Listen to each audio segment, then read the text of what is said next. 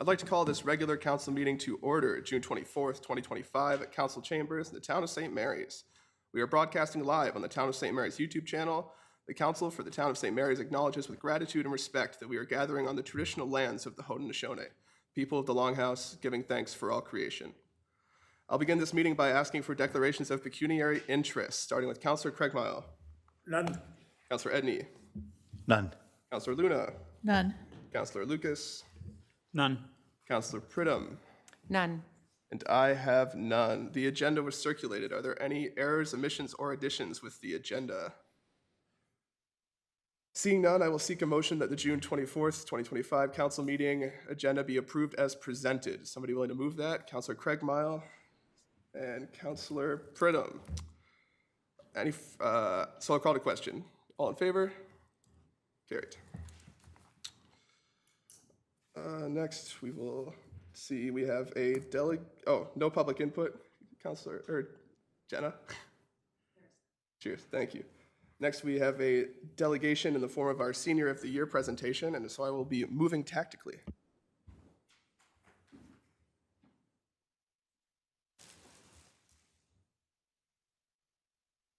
There was never a time in the world that I was going to drop something. It better not be today.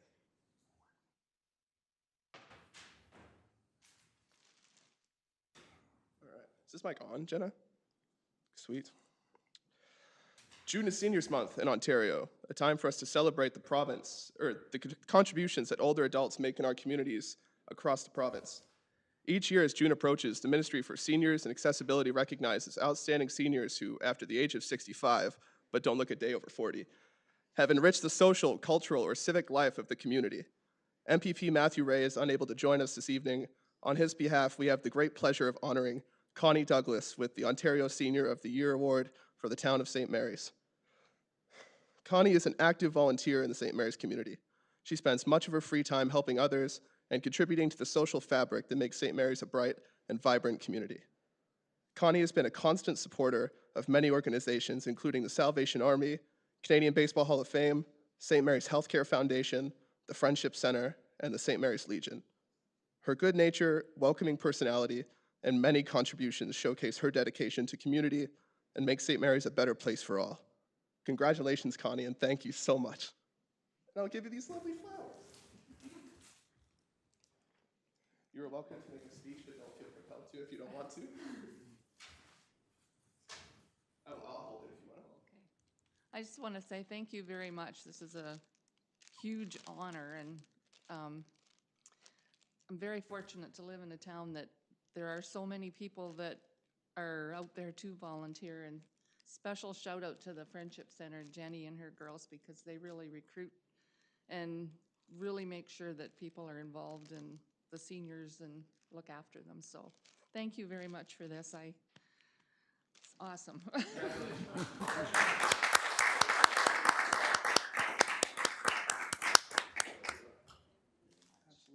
Thank you, Connie, for everything. I'll just do it from here. All right, we're going to take a brief break just so we can snap some photos, and then we will be right back. Cheers. Thanks.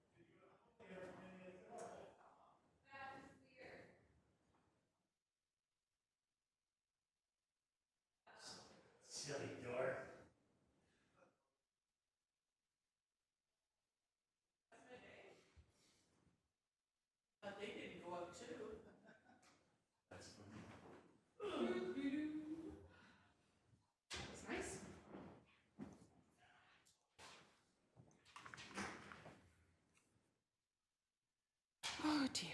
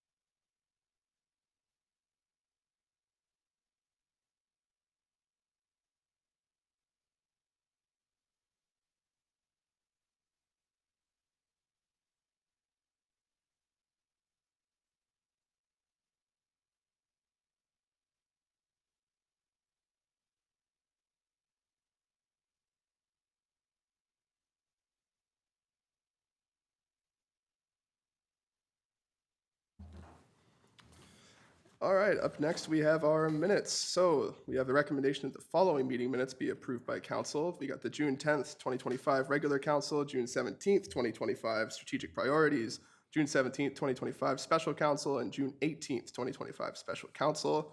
Are there any issues with the minutes, folks? All right, so I will seek somebody to move that motion then. Councilor Luna, second. Councilor Lucas, all in favor? Carried.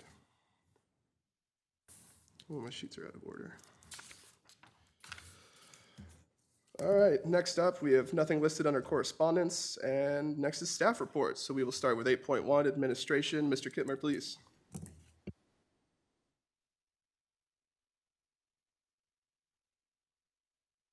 Okay, so thank you, Deputy Mayor. Just a couple of quick updates on my report. So I did want to flag for council that we are planning to hold your annual discussion about priorities on July 15th. So just two notable things about this date. So this will be our first conversation about council priorities under the strong mayor powers. So you'll notice that when I present my report, it's slightly different in that it'll say we'll be asking council that day to discuss council's priorities to inform and the mayor's budget when he brings it forward. So I'm saying that now so you have time to try and let that settle in and think about it, just because there is a verbiage change. I do know speaking to the mayor, he fully intends for all of our processes to remain the same as it relates to budget and priorities, but we do just have to make that note that no longer can council give us direction that day to put something in the budget or say that this is a budget priority, because it is the mayor's statutory responsibility now. The other notable thing to think about is that will be your final strategy session for this term. You would have one again next year, but that's getting very close to nomination day. So I just put that as a bug in your ear to start thinking about what we've accomplished to date and start thinking about what you're hearing from the community. So when we come that day, we can really make sure that the priorities that staff have charted out for the next 12 to 16 months match what you want to see happen in the final year and a half of your term.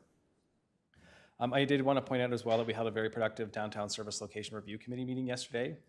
So I can confirm that the committee has recommended the design concept come forward to council. And the only thing really slowing down the project right now is staff are working on that concept operating plan, which we view as a mix of a draft programming schedule for day one of the building, as well as complementing it with an operating budget. So staff will finish that over the summer months, and we are targeting August 26th to be when we bring forward a final report on that project.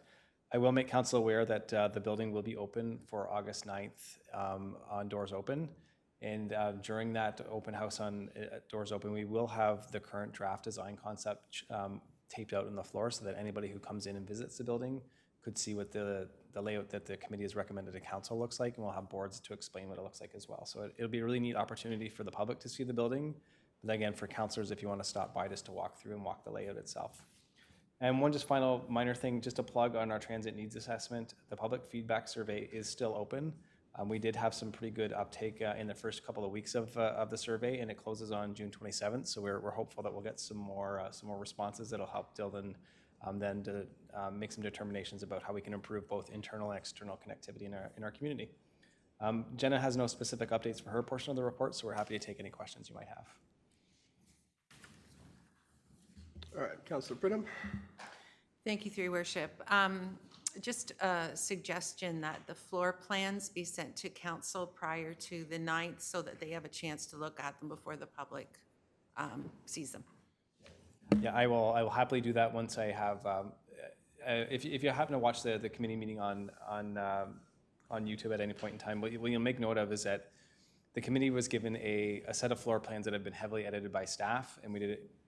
It looked pretty good, but it's still fairly rudimentary, and we were just copying and pasting from PDFs. So we're going to send that all onto A-Link, and I should by about mid-July, maybe even late July, have their actual properly designed ones back, and I will share those with council. Prior to the open house? It should be, yes. If not, I'll send the edited ones and just make a bunch of notes of like, just here's a caveat, that's actually just a comment, it doesn't relate to anything, and that's a comment, that's a comment. We could have done a better job probably at that yesterday, because there was a couple comments on the drawings that confused the discussion for a period of time, but overall they did look pretty good. So. Okay, any other questions or discussion?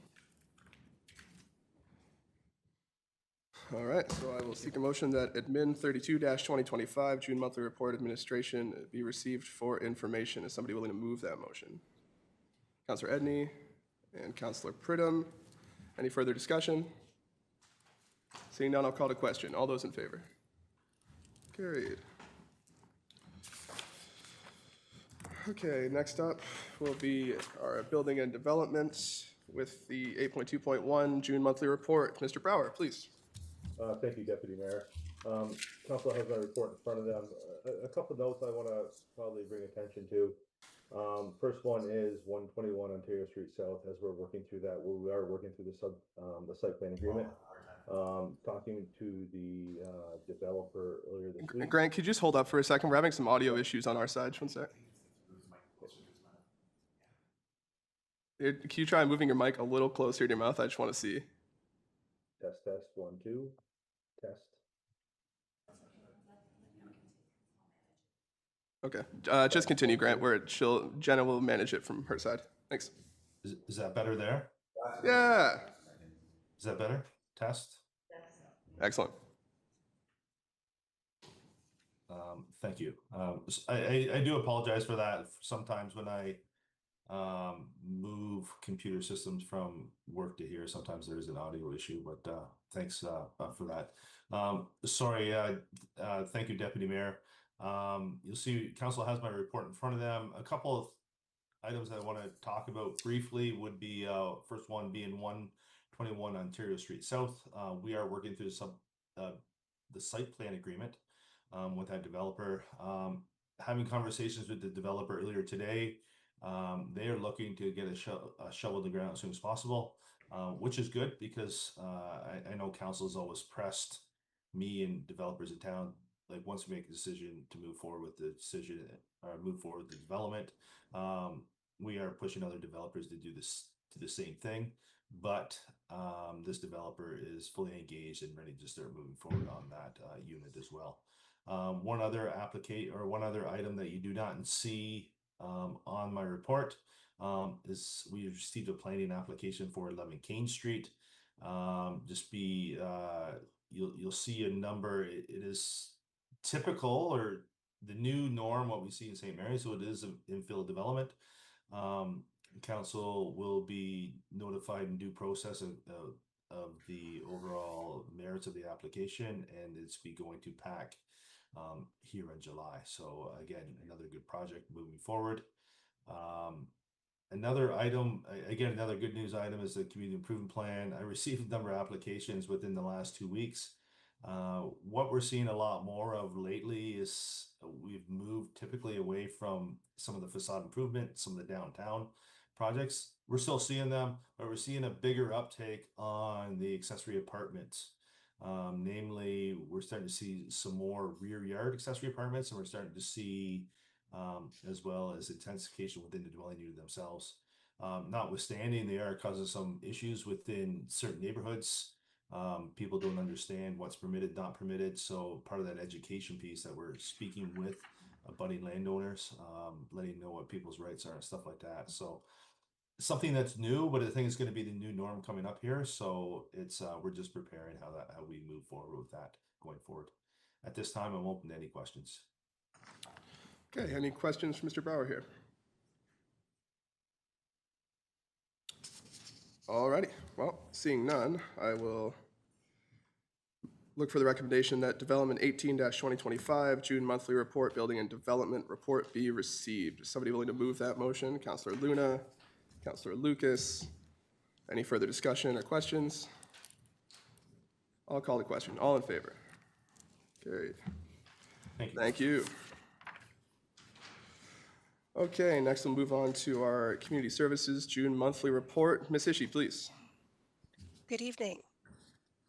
Okay, a couple updates on our Community Services Department. Things I'd like to highlight. So as we're heading into summer, the quarry is opening this week on Friday, the 27th, and our camps start up next week. So it is busy for our summer programming. Additional to that, there will be more tourism at the museum, more programs in senior services and early on. So you're going to see programs all around. Just to give a quick update, so last week we had our pool open house last Wednesday. There were 15 people that did attend the open house. We didn't receive any additional questions. We did have it online for people to post if they had questions for us. We were able to answer a number of the questions that did come out. Things are still moving along well. We had our meeting on Monday. Things such as the sanding of the sauna have been completed. The high bay window reconstruction and installation of the ductwork is happening right now. Removal of the old water fountain, replacing and cleaning the dressing rooms already is happening. So there's a lot of work happening right now, lots of work going on. So it was nice to see those individuals that did come out and check out the site. And we'll keep putting out our social media posts and communications to the public as we move forward to keep everybody up to date. Those are my highlights right now, if anybody has any questions. Alrighty, any questions for Steph here? Councillor Luna. Thank you, Deputy Mayor. Steph, the health unit sent out that memo about measles precautions for your summer camps. I didn't get a chance to read it. Are we okay with the precautions? And what would happen if we did have an outbreak and everything was canceled? Would we refund people, or what happens then? So thank you. First of all, thank you for sending us that email, because we had not received that from the health unit yet at the Child Care Center, nor for our summer camp. So that was helpful. I did share with the team right away. Yes, we are good for precautions. So the Child Care Center, of course, has a lot more policies and procedures in place due to the nature of their business year round. However, your question, if we were to have an outbreak, it would be the same as if we had to close for anything. Yes, there would be refunds issued. If it's a closure due to public health, such as a measles outbreak, we would have to follow the appropriate precautions. So thank you for sharing that. We've shared it with all staff, and we have that at our fingertips as well to be able to refer to all summer. Any other questions or discussion? Councillor Craigmile. Thank you, Deputy Mayor. Stephanie, I was just curious when I looked at your Pyramid Recreation Center usage. You know, I see all those things are well up, but the room rentals seem to have decreased dramatically over 2024, 2020. Is there a reason for that, or? So you'll see a fluctuation throughout the year. So when internal programs are up, room rentals go down, because there is kind of a yin and yang. So if the programs are utilized more often for internal programs, it's a little bit more difficult to rent that space out. So that's where you see that differential between those two.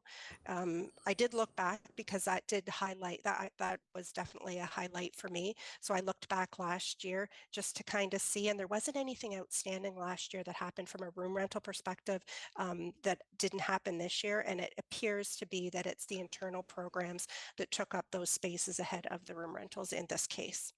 Thank you. All right, any other questions or discussion? Steph, I just wanted to offer a thank you to all the staff who attended the pool open house. It was really good, and it was nice to see that there are folks that miss our pool enough to come and get themselves educated about the delays. And yeah, no, it was very excellent. So thank you very much for that. So the staff recommendation is that DCS 43-2025 June monthly report, community services report be received. Is somebody willing to move that motion? Councillor Craigmile, Councillor Pridham. Any further discussion or questions? All in favor? All right, next we'll move on to DCS 40-2025 ice season year end. Ms. Ishii, please. All right, so this report before you provides an overview of our winter ice and winter arena operations, just to bring council up to speed on what throughout the season. Every year I try to bring back to council what is happening from a Lincoln's perspective as far as we do help them. So I do like to bring that back. But this year I provided a more detailed comprehensive report that speaks to the full operations. So since twinning the arena, ice operations have fluctuated over the time. And this year was the first year where we did see almost that time where we weren't able to sell any more ice, prime time in particular, and we were really struggling to accommodate our existing current users. So, which is a really good problem for us to have, and it worked out really well. We worked with our user groups and were able to help them where we could and give them the ice time that they required. So within the report, I've just kind of given a bit of a summary to give an overview of our numbers of ice, our hours that are utilized actually per sport. So we look at our three main user groups as minor hockey, St. Mary's Minor Hockey, St. Mary's Ringette, and then the Lincolns. So those are our groups in order of amount of ice that they take throughout the season. On top of that, we have our adult leagues, and then we have our tournaments. So that's kind of how we break it down to understand how much ice is being utilized.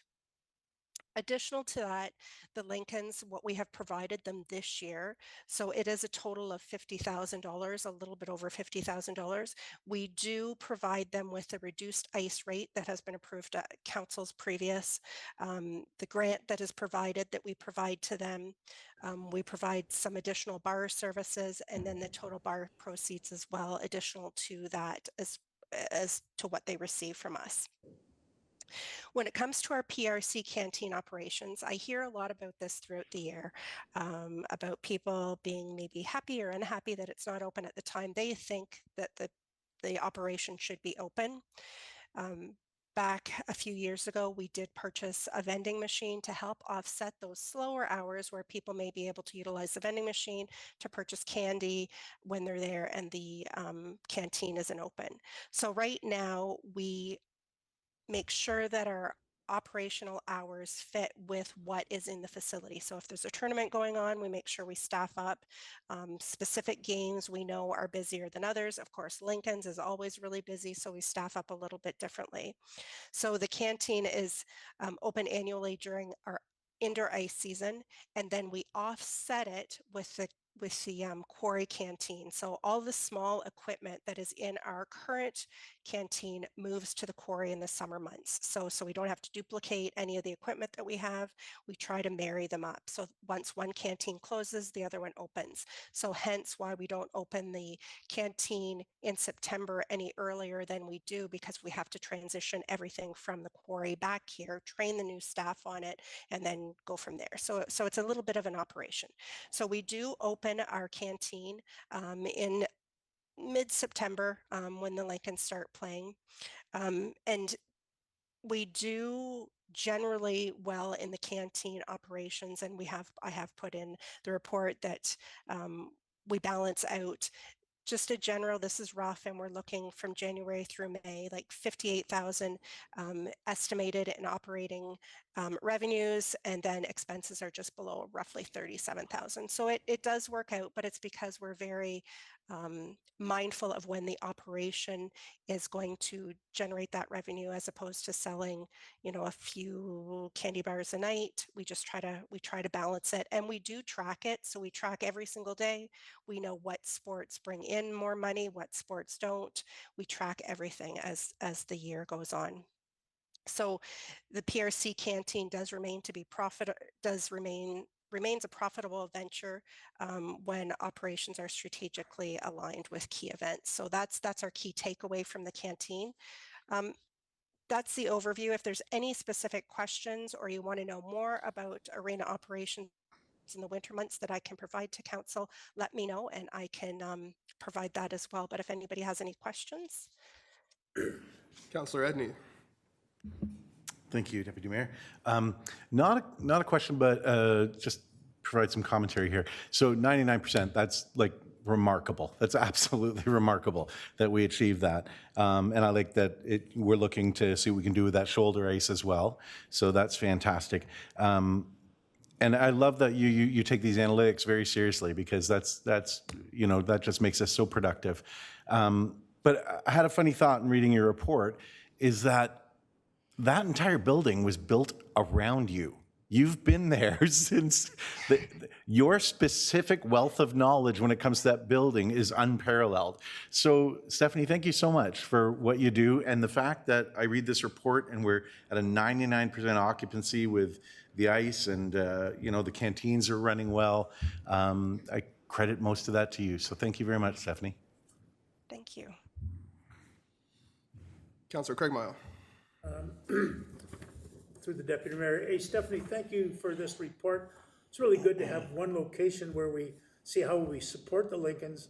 But I think throughout the report, you've been extremely honest, saying that a lot of that excess revenue from the canteen is probably coming from, you know, the Lincolns and whatnot. And I think you summed it up right at the very end of your report, where you said the efforts to optimize ice operations and support local sports teams have resulted in a thriving recreational environment in St. Mary's, benefiting the community as a whole. And I think that's really important and what we should be focusing on. So I think the job well done.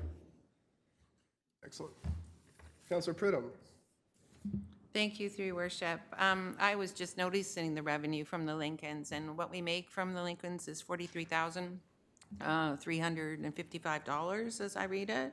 And our total support is $50,511. So we support them more than we actually bring in. So our net is negative when it comes to the Lincolns. Is that how I should be reading that? So that's the link. So if you look at it wholesome view of it, yes, you can look at it from that perspective. However, we help each other. So at the end of the day, we do give the Lincolns various support, you know, when it comes to bar proceeds and that, but that all depends on their attendance as well. So while they bring in more people that may participate and pay for their gate revenue and pay by a beer at the bar, they also might come and help and spend money at the canteen. So it's kind of, you know, what you're saying is right, but we help each other out, right? We really do. So without the Lincolns, having the Lincolns within that space, bringing the foot traffic through our door, you know, we would not have the success that we do. Okay, thank you. Councillor Craigmile. Thank you. I'd just like to add on to that. When you look at the regular home season games and how the community supports, they'd probably average pretty close to 1,000 a home game for 25 games.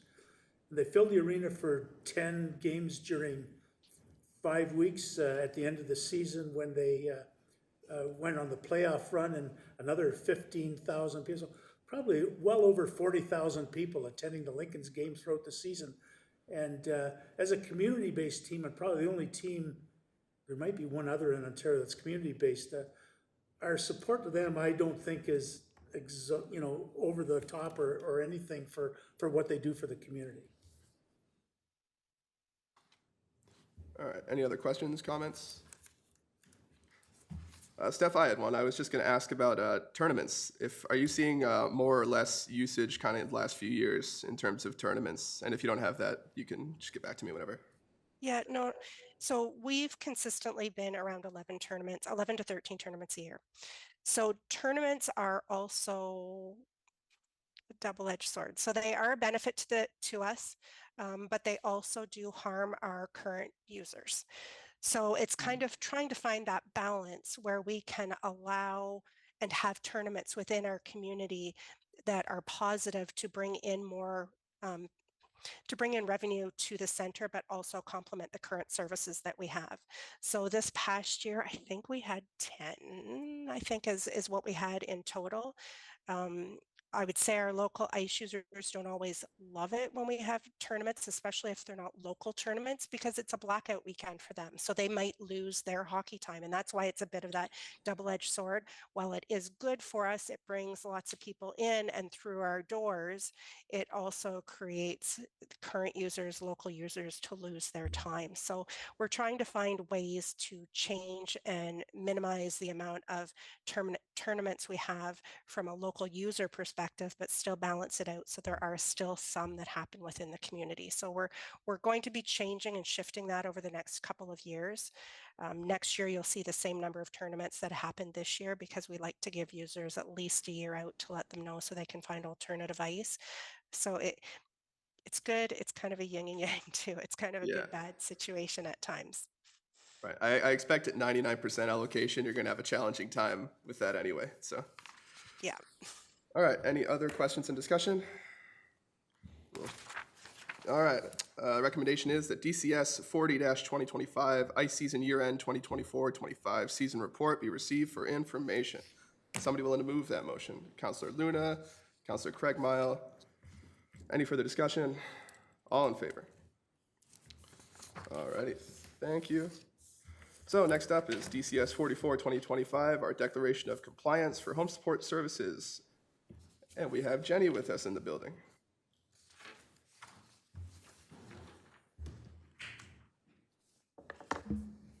Thanks for having me in person tonight.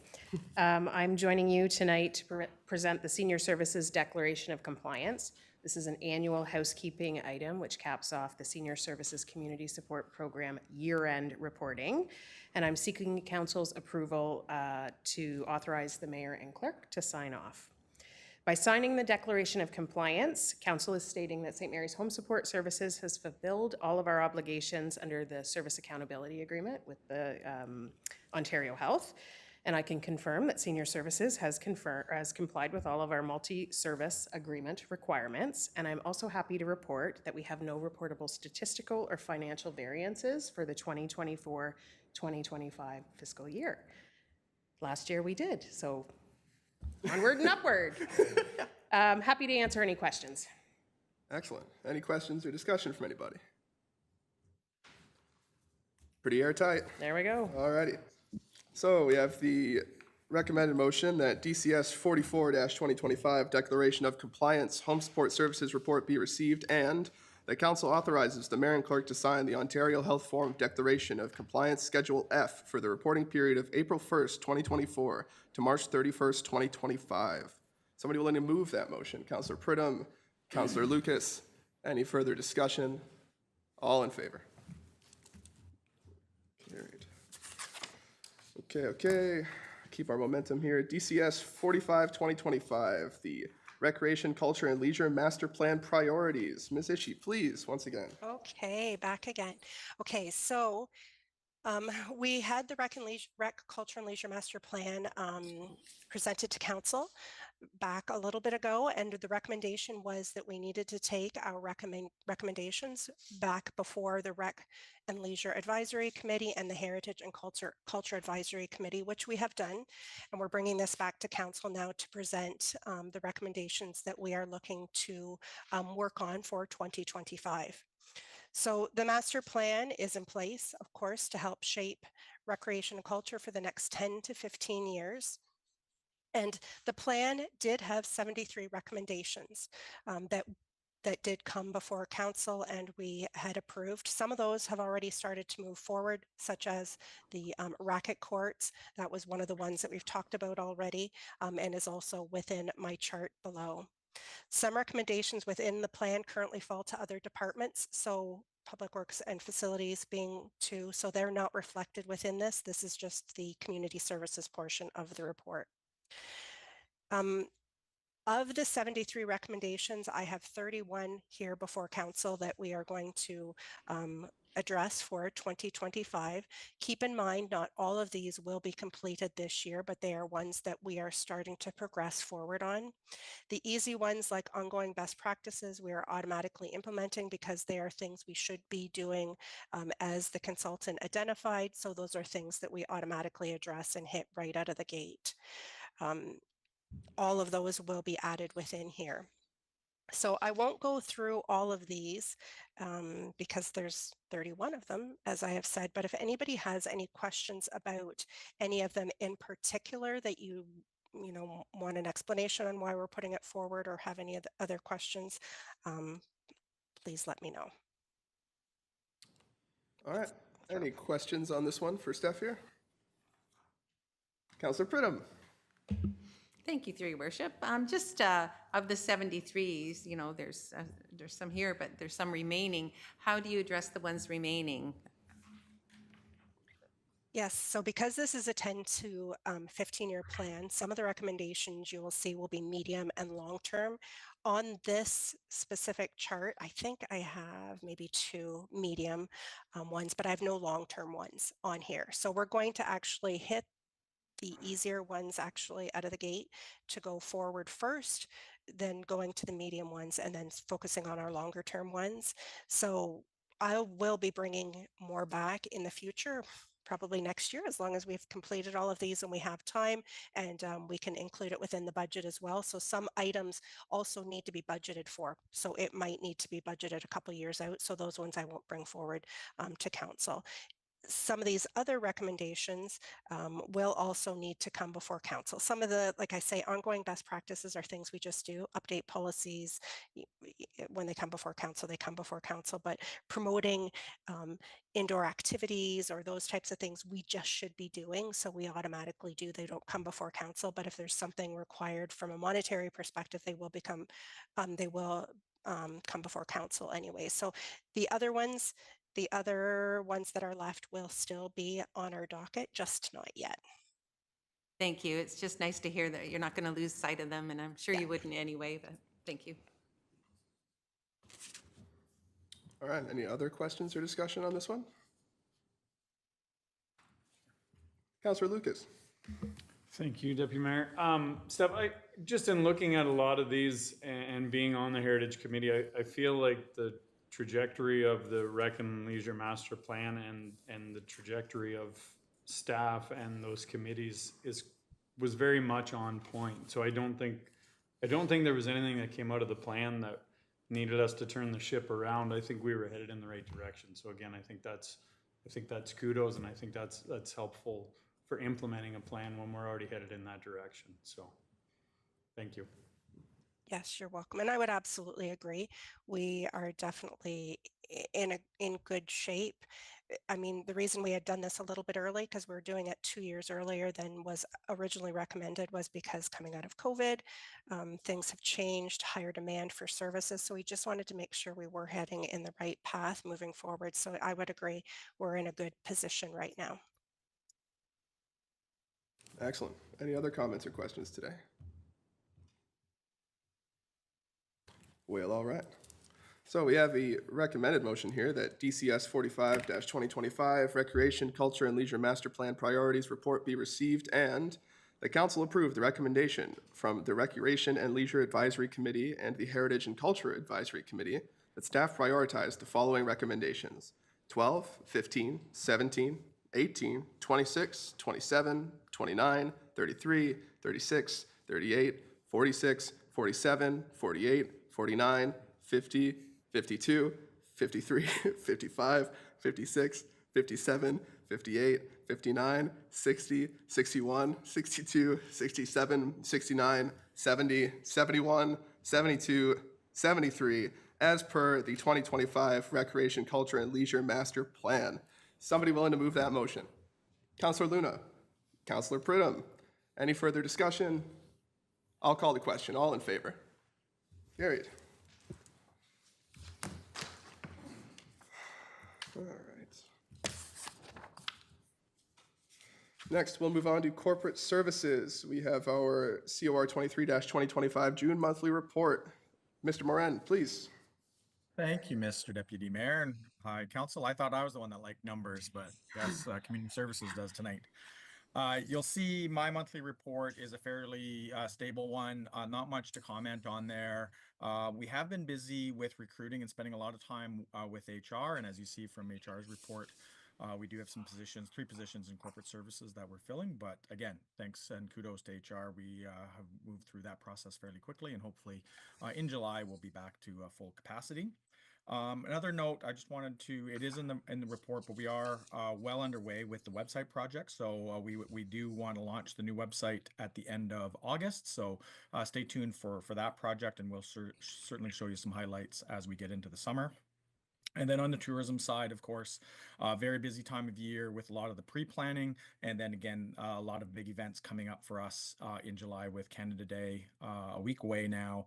And then the Heritage Festival, the weekend of July 11th to 13th. So things are coming along quite nicely with both of those events. And the other piece is, as the CAO mentioned, also at the July Strategic Priorities meeting, I will be bringing forward our annual pre-budget report, which will talk a lot about our opportunities and challenges coming up for the 2026 budget, but also talk about our new processes that we'll put in place with the Strong Mayor legislation that's come out. Again, things will fundamentally stay the same, but we will highlight kind of how the schedule will work for the upcoming year for the 26 budget. Other than that, happy to answer any questions.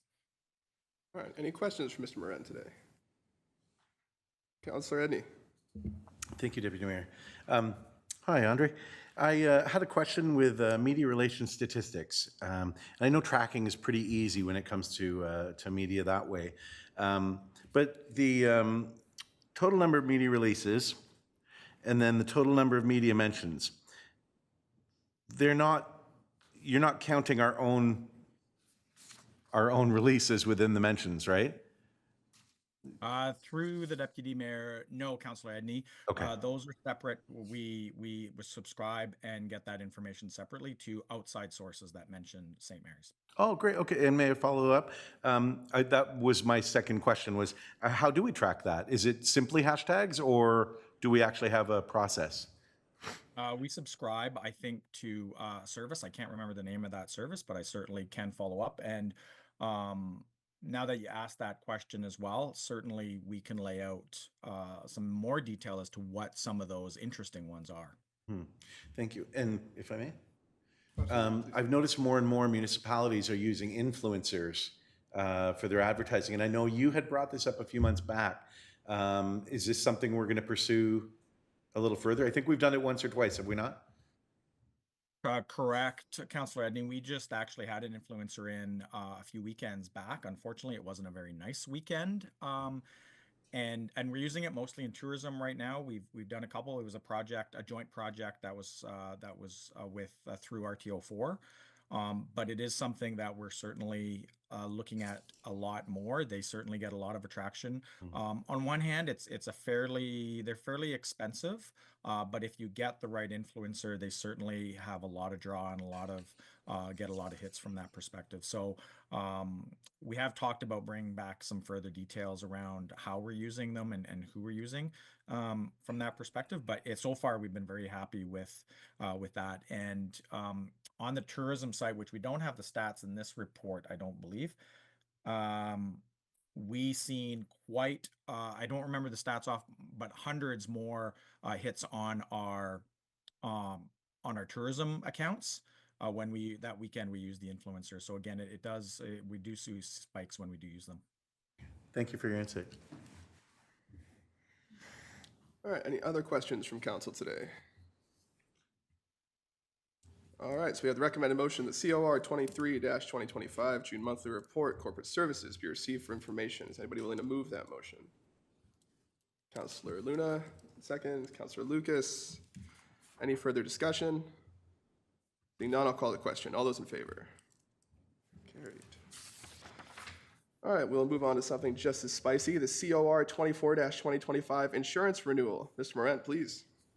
Thank you again. So Again, I like saying this in regards to insurance renewal, which hasn't necessarily been the case for a lot of municipalities over the last number of years. But this insurance renewal is fairly standard. It's about a 5%, 4.5% increase we're seeing in our premium this year. Our insurance runs from June 30th to June 30th each year. Again, we continue to do well on the risk management and the claims management side. We have currently one active claim, one potential claim.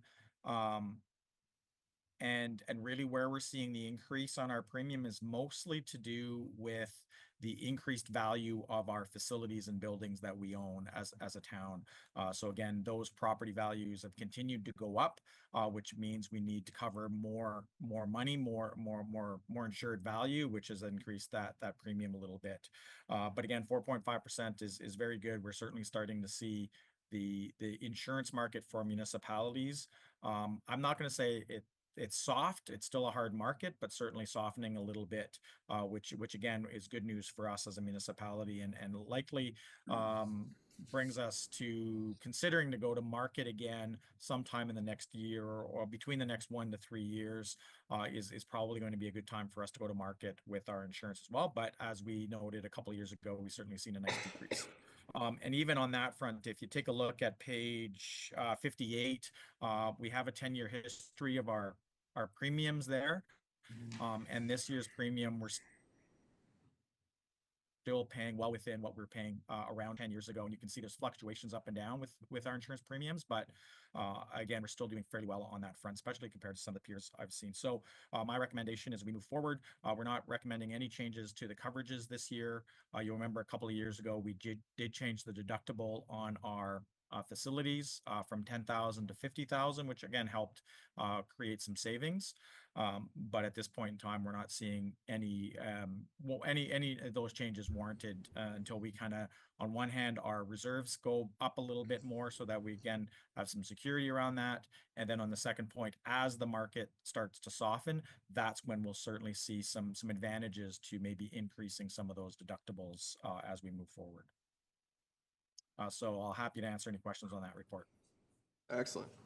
Any questions with regards to the insurance premiums? Councillor Craigmile. Thank you, Deputy Mayor. It's not really a question, Andre, but just a comment. In one of the boards that I sit on, and probably has a similar dollar value to what the town has, the last couple of years, you've been well into the double digits for insurance increases, and lo and behold, this year it actually decreased 7%.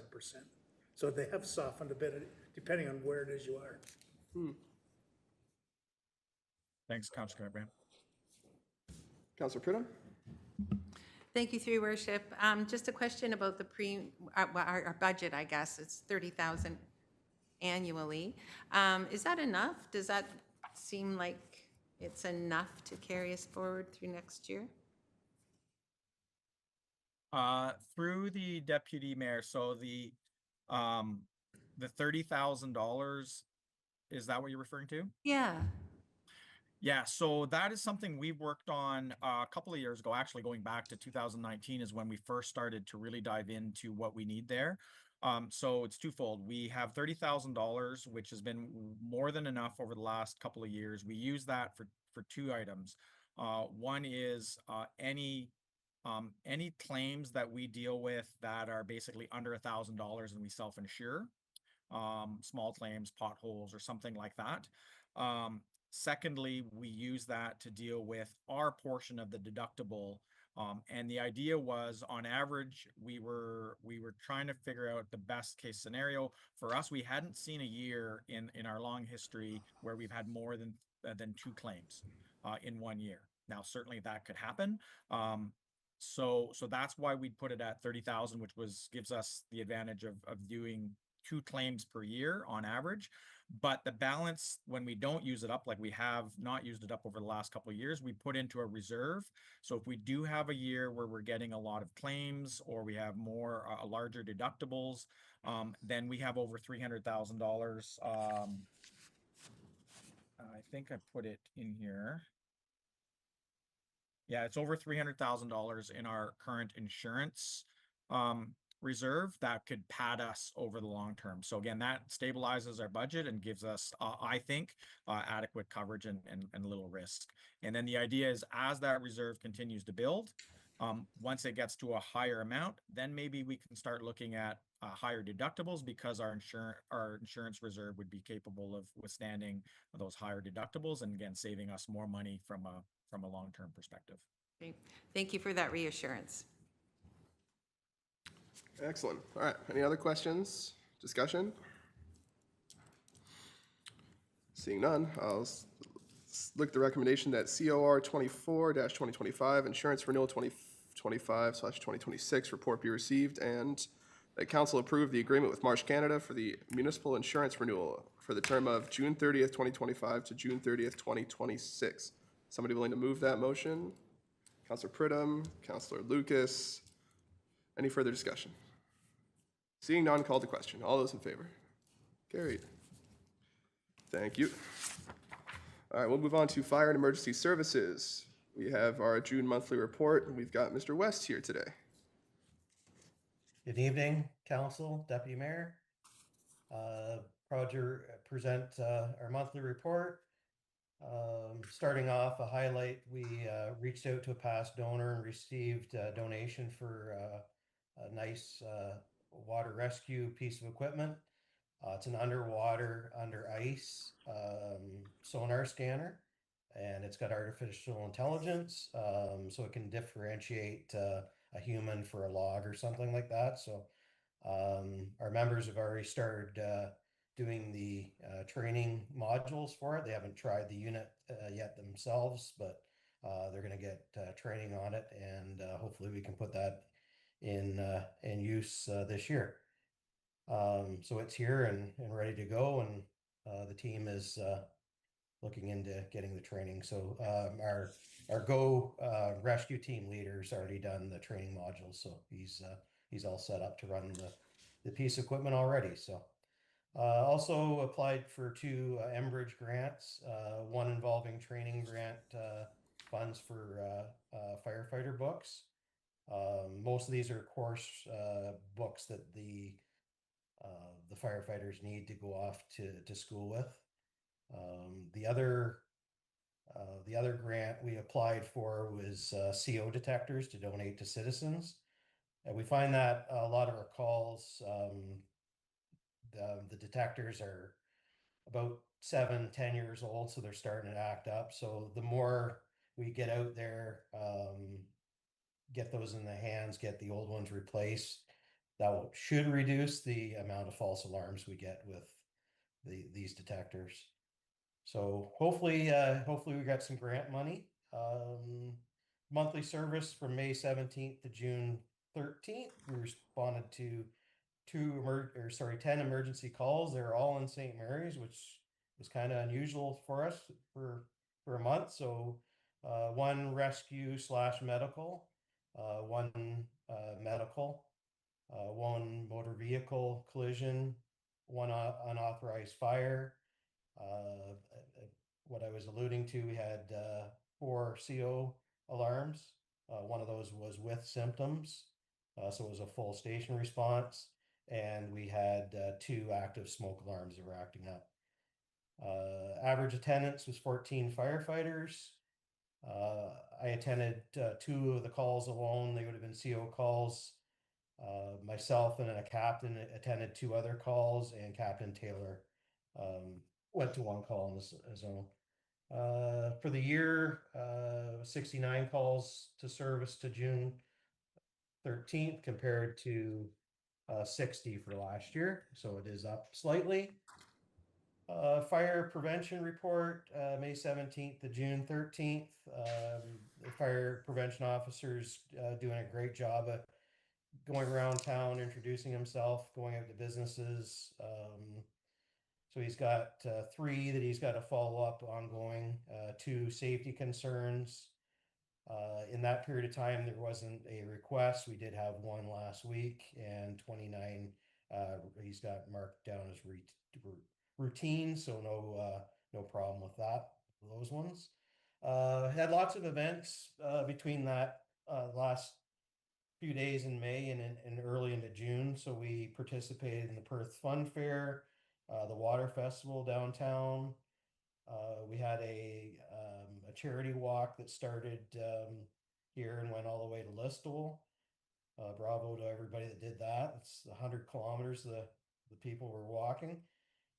We hosted 2 Little Falls kindergarten classes, a couple of the DCVIA classes, or a career day, Holy Name Fun Fair, and 2 grade 2 classes from Little Falls. Training at meeting night, vehicle education training. A couple members came back from OFM training, and they gave us some new ideas that we hadn't seen before, so that was good.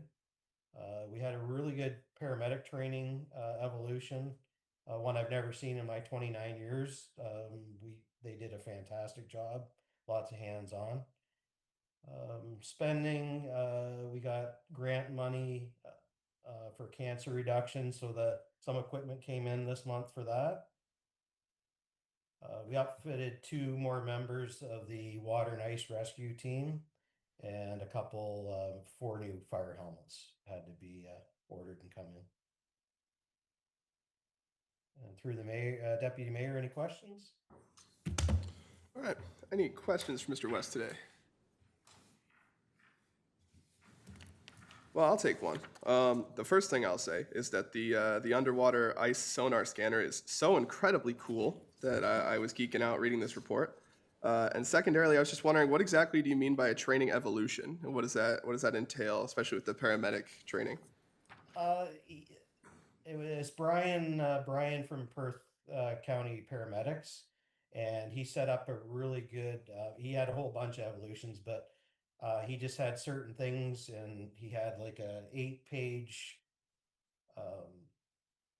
basic a course outline, and we got a lot of hands-on. He went through all of his equipment, and a lot of the time the paramedics will come in, they'll spend maybe half an hour with us, and he was able to spend a couple hours with us, and it was very, very intense. And we got to see a lot of equipment in use in our hall instead of in an emergency situation. So it was nice to, slow things down, spend time, ask questions, and it's just something a lot of us haven't seen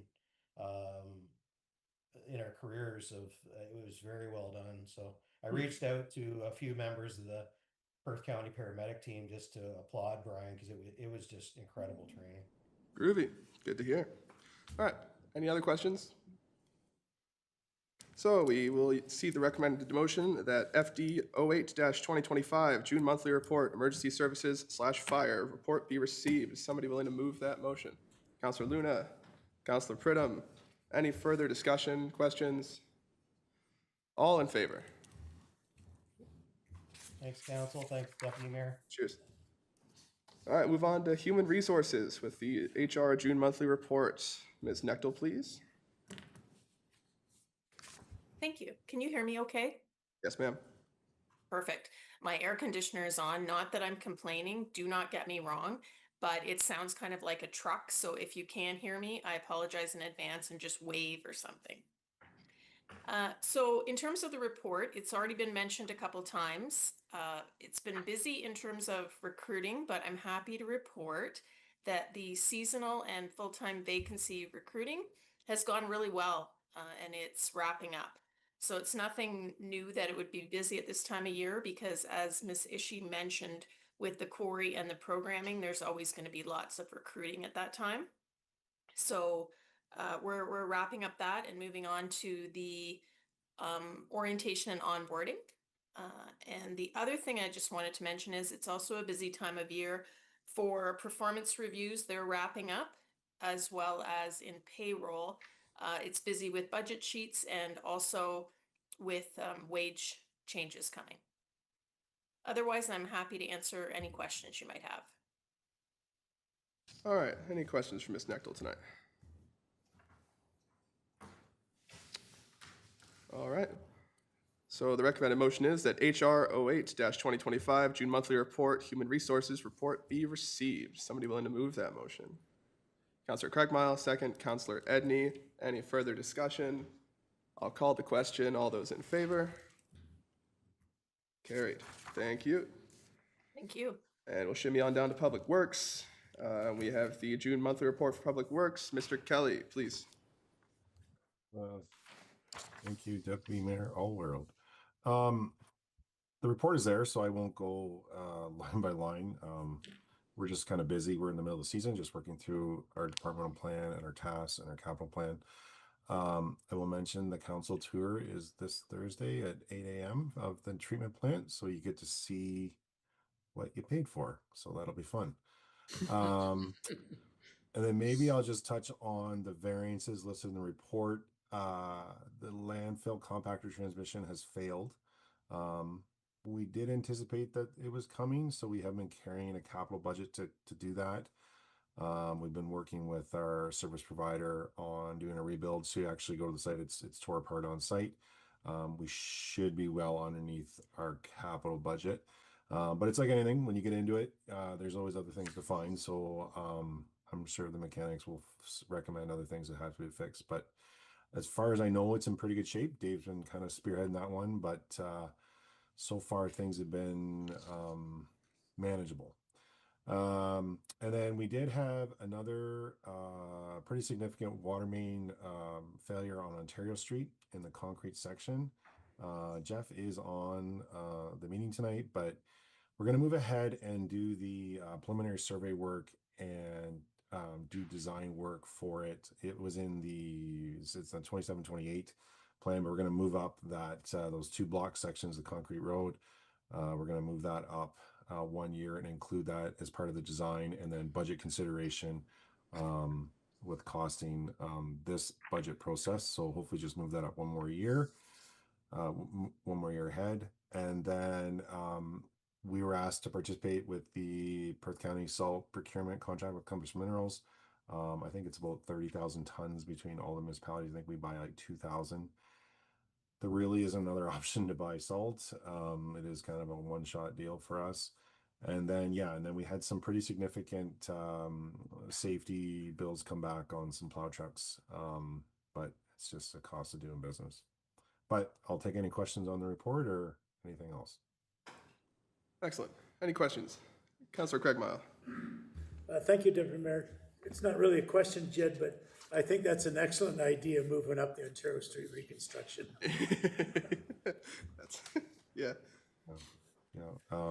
We did have pretty significant claim damage. We're working through that. Andre's been great helping us through that.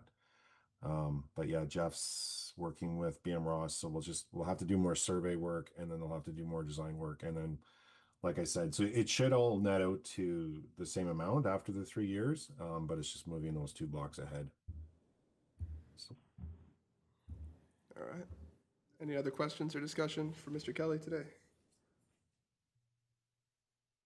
All right, so the recommended motion is that PW 35-2025 June monthly report, Public Works report be received. Is anybody willing to move that motion? Councillor Lucas, second. Councillor Craigmile. Any further discussion? Councillor Pridham. Thank you, through your worship. I was just looking at this lovely calendar that Jenna produced of all of the work for the bookings through the park systems, and that's an overwhelming amount of support, or I think it's your department that helps out with a lot of that. Anyway, I appreciate the amount of work there, and thank you. Sorry, through your worship, right now, it's Grant's department is supporting us with that. Erica's still managing that, but it is an incredible amount of work doing all the liaison for that. So yeah, that's Erica's master list.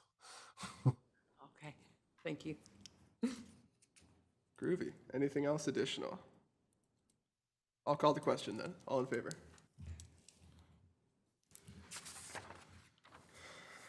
All right, next up, we have the residual waste services for City of Toronto. Mr. Blake, please. Thank you, Deputy Mayor.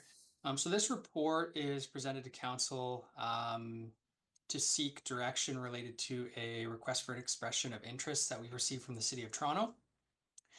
They are basically starting the process that we started a decade ago related to our own landfill expansion, where they're running out of capacity at their Green Lane facility, and are looking throughout the province basically to see if anyone's interested in supporting them in any way related to their residual waste strategy moving forward. We do, because we went through this process for the last decade or so, we did have a bunch of background information that was kind of noted in the report, where we had looked at additional sites within the community for our own landfill needs, and didn't really find viable alternatives to our existing landfill, which is why we decided to go down the path for expansion at our existing facility. But what they're looking for annual capacity is far in excess of anything that we would be able to accommodate. So the report in front of you, the recommendation is to provide a response to Toronto's request for expression of interest that we are not able to or willing to partner with them for their residual waste disposal needs. All right, any questions on this? Councillor Luna? Thank you, Deputy Mayor. I don't know if this is a question for Mr. Blake or the CAO, but is there any of all these multitude new bills that are coming out that could force us to help out Toronto in some way? I mean, is there anything that could, I mean, we can say no, but they could say you have to? Through the Deputy Mayor, at this point in time, no, we haven't seen anything that would say that a municipality is forced to partner with another municipality for solid waste. And again, I think given the amount of money and time we've invested in having landfill capacity, it's something we view as a very significant resource for our community. I know that we would strongly oppose any sort of legislation. All right, any other questions, discussion on this matter? Oh, Councillor Craig Mile. Thank you. Through the Deputy Mayor. Dave, because it's only with our new landfill, and it's really only used for Town of St. Mary's residents and businesses, but I do believe we do have contract with maybe Waste Management or somebody to be able to bring, and are they tied to a certain tonnage annually? Through the Deputy Mayor to Councillor Craigmile. So the requirement that we have on our landfill currently is that the waste must originate from within the community, so within the physical borders of the Town of St. Mary's. We do have a provision for hazardous waste, which is our household hazardous waste that we are able to accept from residents of Perth South. But for any garbage specific that comes to the landfill site, it must originate in. So we do have commercial haulers that come into the property, but all the material that they are bringing to us are generated from within the borders of St. Mary's.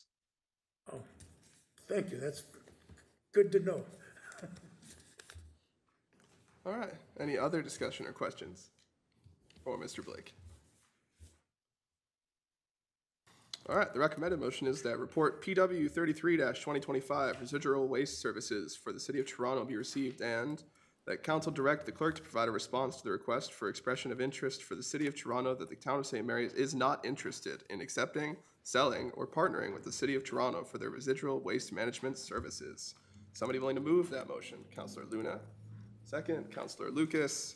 Any further discussion? Seeing none, I'll call the question. All those in favor? Carried. All right, next up, we'll keep Mr. Blake around. We've got procurement award for cured in place piping sewer rehabilitation. Thank you, Deputy Mayor. So this report is a standard procurement award for the 2025 capital project for cured in place pipe rehabilitations. This would be year 3 for us, and it's been very successful so far, very minimally intrusive, and is a great program. It's under budget for the 2025 capital and would continue to see the main trunk line rehabilitated, moving through Peel Street South, King Street South, and Park Street all the way down to Water Street as part of that trunk line.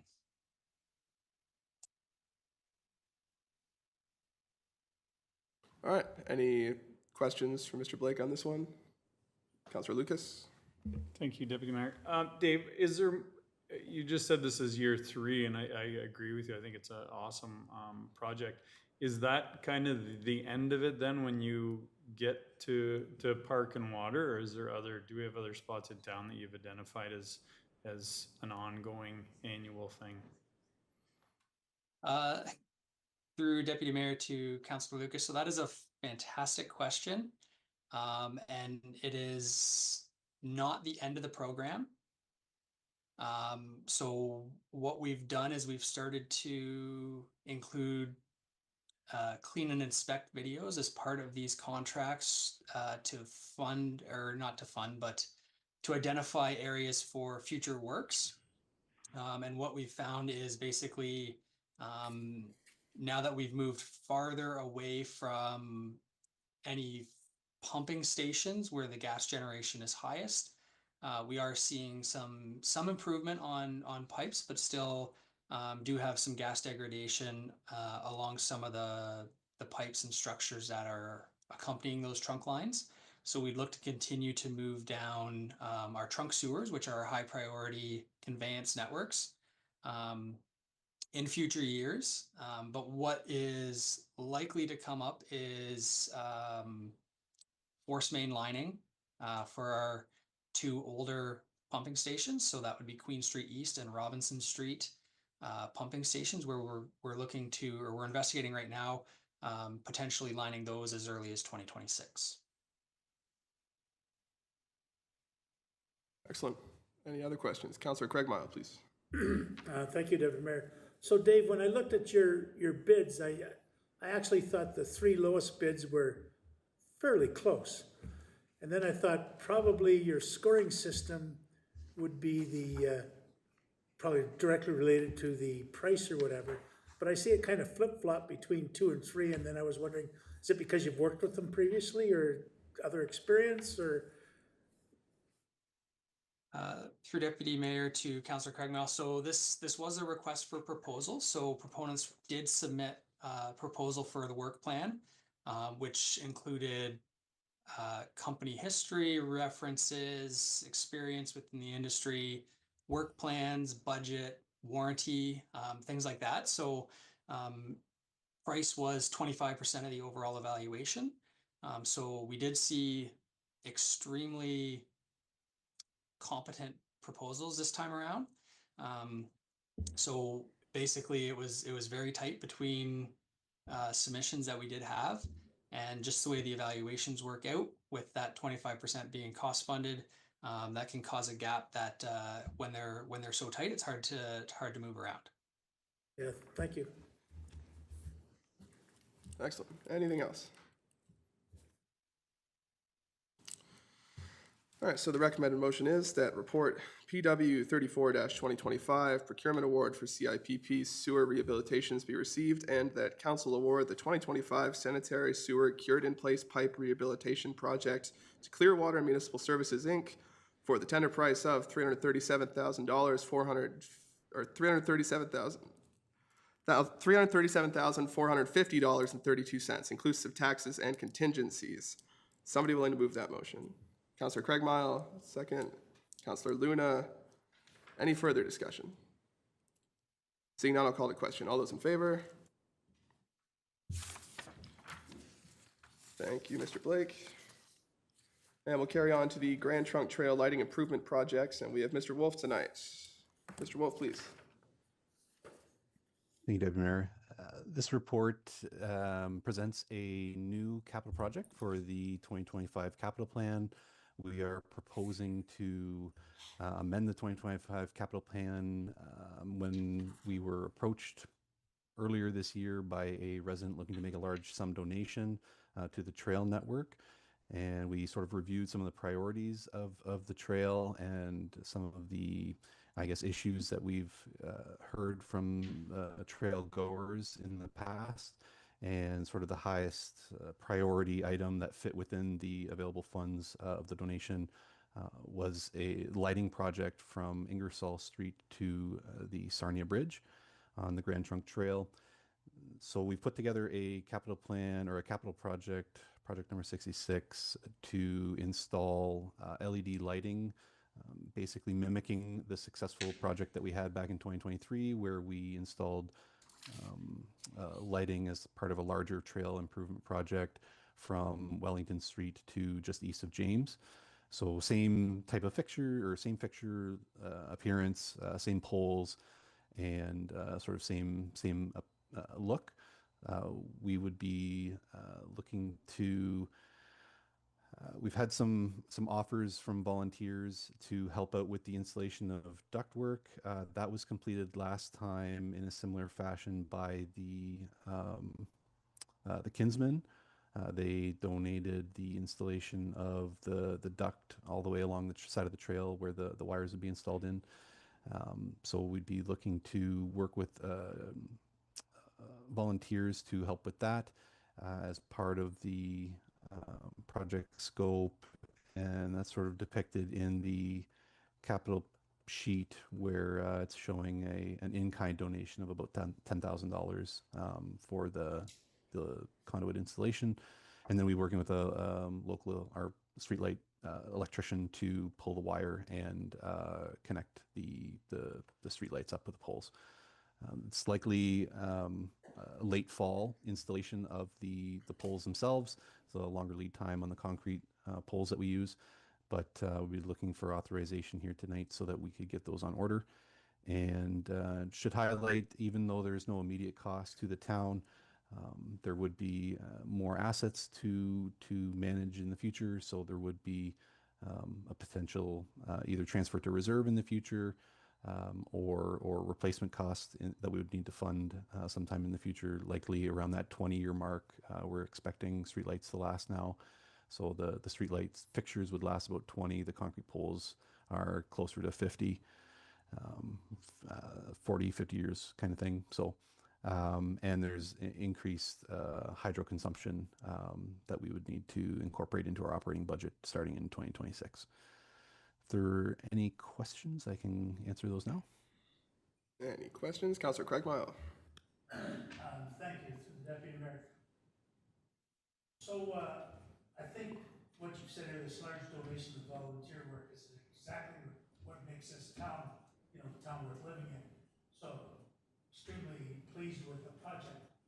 I'm just curious to know, with that ditching and the culvert is that going to, would that also be part of maybe why the delay in the fall? I guess I'm just getting at, if the timeline is the fall, I just want to make sure that especially the donor and the volunteers are aware of what this, or really know what the schedule is. We provide lots of communication. Absolutely, through the deputy mayor. The Ingersoll culvert replacement project appears to be lining up sort of mid to late August where we would be starting. So it would be well finished by the time we would be looking to do the installation here for the conduit and poles. There is an approach we can take if the other one is delayed and we time's a bit of a crunch if winter's coming and we want to get this done. We could potentially leave a section of the conduit out until the contractor's finished with the culvert if that one does stretch a little bit into the fall, later into the fall. But we have some options there, but we've been communicating with the volunteers and the contractor, and we'll keep everybody abreast. Thank you. All right, any other questions or discussion from Mr. Wolf? Councillor Pridham. Thank you, through your worship. Just want to acknowledge that, I think all council in the town is very grateful for the donation that we're receiving and the in-kind work. And I don't know how that's passed on to an anonymous donor, but I hope that it is in some way. Thank you. Absolutely. Any other questions or comments? Nothing like a good news story. All right. So the recommended motion is that PW 36-2025 Grand Trunk Trail lighting improvements, new 2025 capital plan project report be received, and that council approve project number 66, Grand Trunk Trail lighting improvements, to be added as an amendment to the town's 2025 capital plan, with funding to be provided by donations and as described in PW 36-2025 Grand Trunk Trail lighting improvements project report. Somebody willing to move that motion? Councillor Pridham. Second is Councillor Lucas. Any further discussion? Seeing none, I'll call the question. All those in favor? Excellent. Thank you, Mr. Wolf. All right, I have nothing under emergent or unfinished business, notice of motion, or bylaws. However, I believe our clerk wanted to have a little addition to the upcoming meetings. Jenna, please. Council, there are some different dates that are listed on your agenda under upcoming meetings that are not our typical routine throughout the summer. We have identified the July as well as the August dates. I neglected to add July 22nd at 6 p.m., which is a regular council meeting. That is still scheduled to happen. And then just a reminder, calendars have been updated, but we do have the blend of Strategic Priorities Committee and also regular council on Tuesday, August the 26th. Thank you. Excellent. Thank you, Jenna. Anybody else want to add anything to upcoming meetings at all? All righty. So next up is our closed session. I'm just going to ask, does anybody want to take a break, or should we just carry on? Just get into it? All right. So the recommendation is that council move into a session that is closed to the public at, what time we got? 7:23 p.m. as authorized under the Municipal Act, Section 239-2B, personal matters about an identifiable individual, including municipal or local board employees. Somebody willing to move that motion? Councilor Lucas, second. Councilor Luna. All in favor?